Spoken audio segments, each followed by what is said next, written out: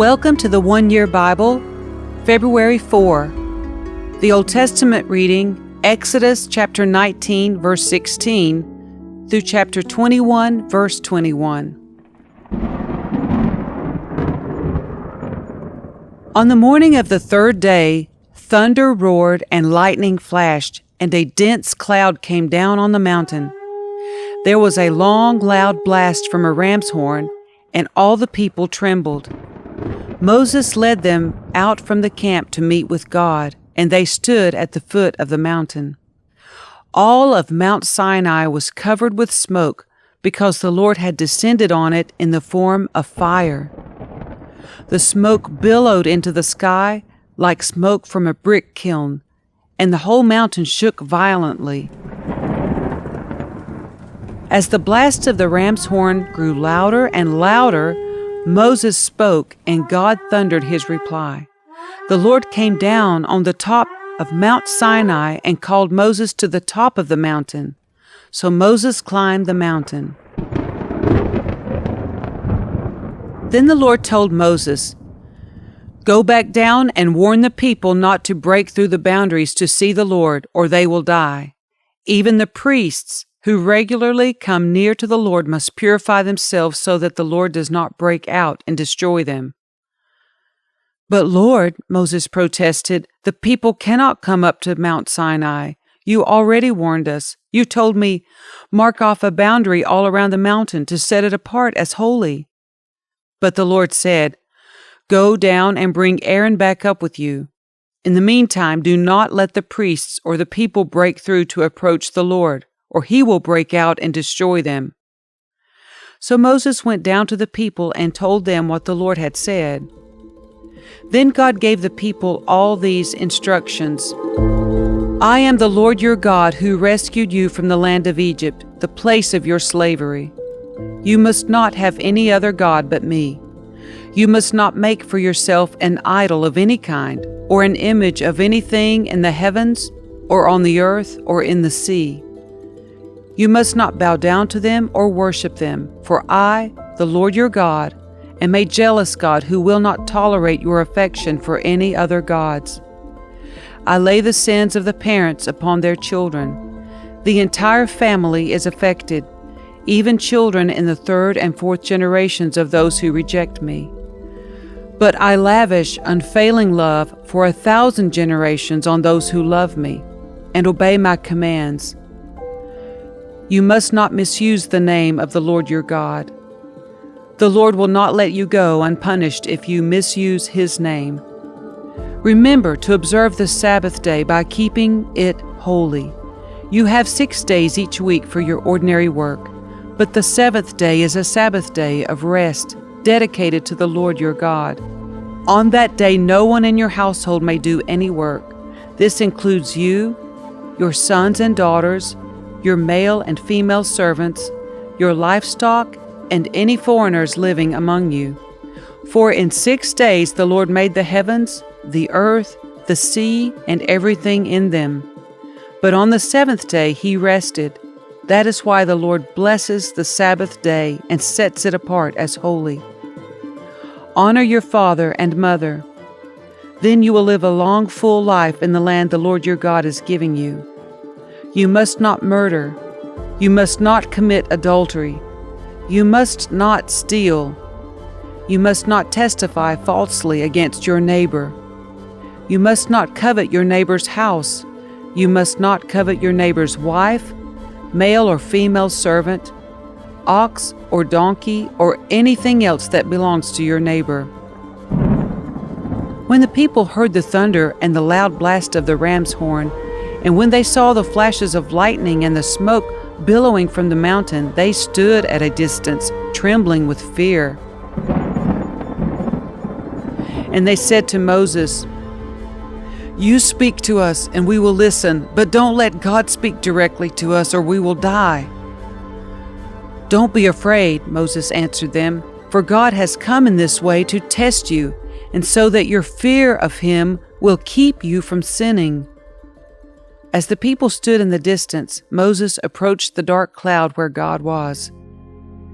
And the Lord said to Moses, Say this to the people of Israel: You saw for yourselves that I spoke to you from heaven.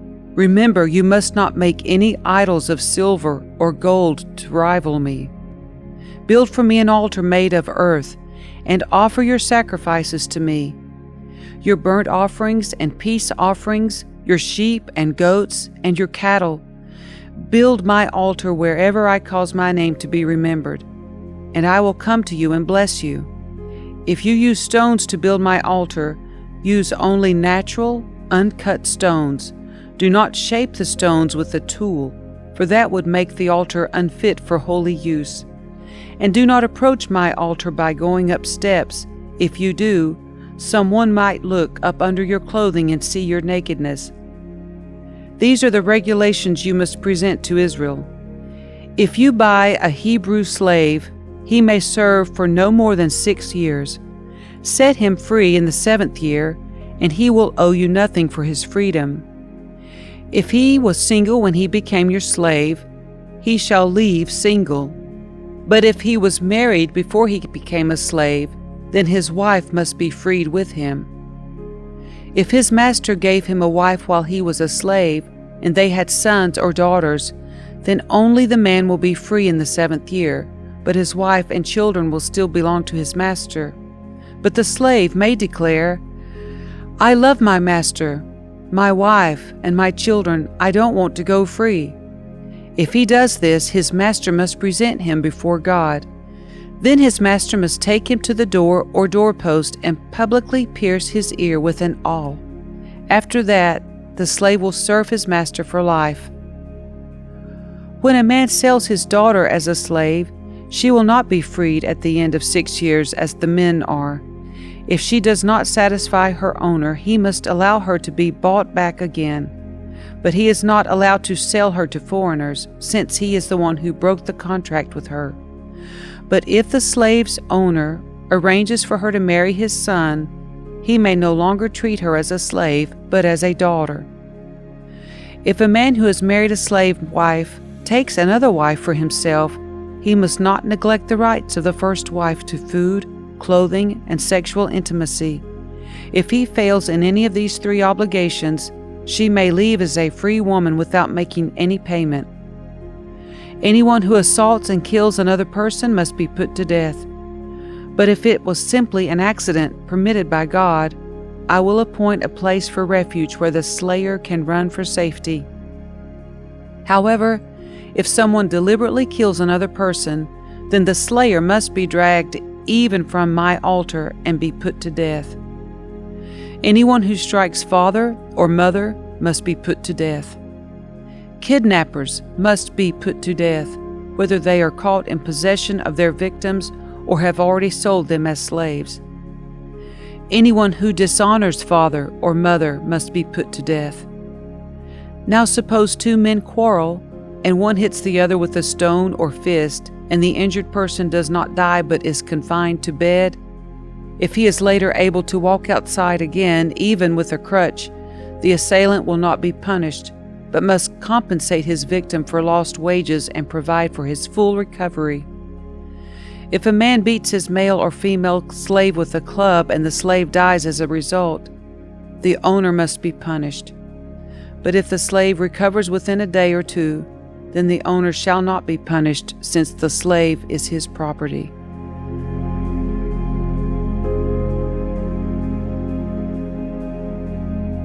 The New Testament reading, Matthew chapter 23, verses 13 through 39.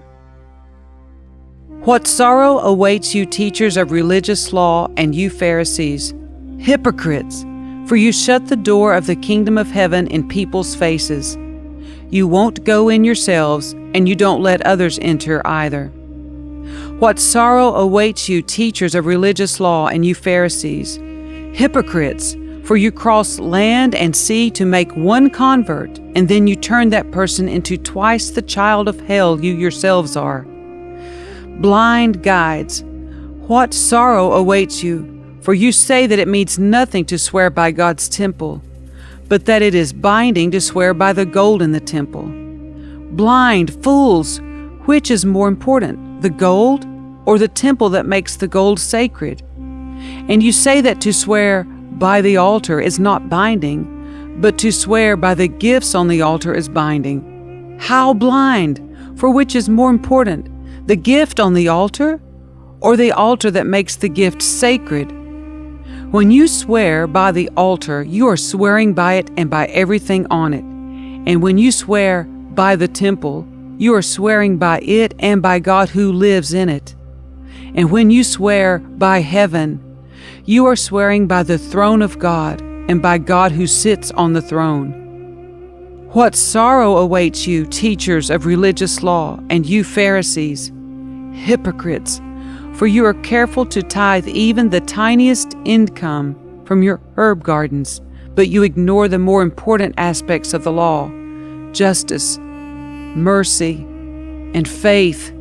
You should tithe, yes, but do not neglect the more important things. Blind guides, you strain your water so you won't accidentally swallow a gnat, but you swallow a camel. What sorrow awaits you, teachers of religious law, and you Pharisees, hypocrites! For you are so careful to clean the outside of the cup and the dish, but inside you are filthy, full of greed and self-indulgence. You blind Pharisee, first wash the inside of the cup and the dish, and then the outside will become clean too. What sorrow awaits you, teachers of religious law, and you Pharisees, hypocrites! For you are like whitewashed tombs, beautiful on the outside, but filled on the inside with dead people's bones and all sorts of impurity. Outwardly you look like righteous people, but inwardly your hearts are filled with hypocrisy and lawlessness. What sorrow awaits you, teachers of religious law, and you Pharisees, hypocrites! For you build tombs for the prophets your ancestors killed, and you decorate the monuments of the godly people your ancestors destroyed. Then you say, if we had lived in the days of our ancestors, we would never have joined them in killing the prophets. But in saying that, you testify against yourselves that you are indeed the descendants of those who murdered the prophets. Go ahead and finish what your ancestors started. Snakes, sons of vipers, how will you escape the judgment of hell? Therefore I am sending you prophets and wise men and teachers of religious law, but you will kill some by crucifixion, and you will flog others with whips in your synagogues, chasing them from city to city. As a result, you will be held responsible for the murder of all godly people of all time, from the murder of righteous Abel to the murder of Zechariah, son of Berechiah, whom you killed in the temple between the sanctuary and the altar. I tell you the truth, this judgment will fall on this very generation. O Jerusalem, Jerusalem, the city that kills the prophets and stones God's messengers, how often I have wanted to gather your children together, as a hen protects her chicks beneath her wings, but you wouldn't let me. And now, look, your house is abandoned and desolate. For I tell you this, you will never see me again until you say, blessings on the one who comes in the name of the Lord.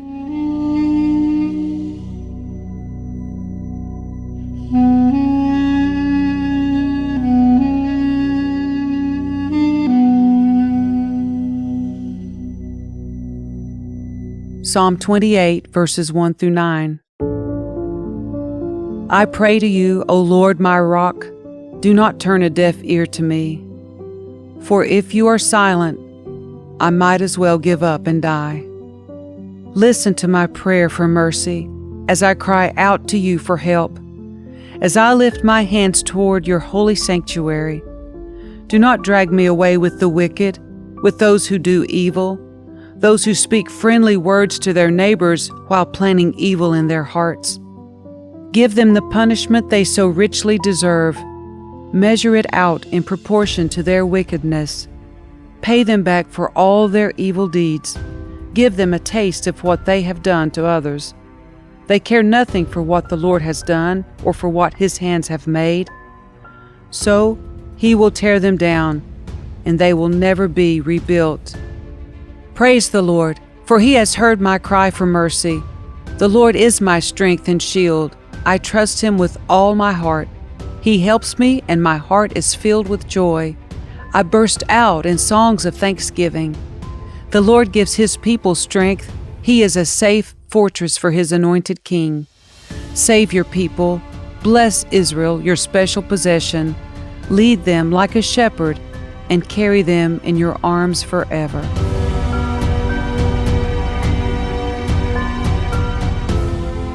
Proverbs 7, verses 1 through 5. Follow my advice, my son. Always treasure my commands. Obey my commands and live. Guard my instructions as you guard your own eyes. Tie them on your fingers as a reminder. Write them deep within your heart. Love wisdom like a sister. Make insight a beloved member of your family. Let them protect you from an affair with an immoral woman, from listening to the flattery of a promiscuous woman.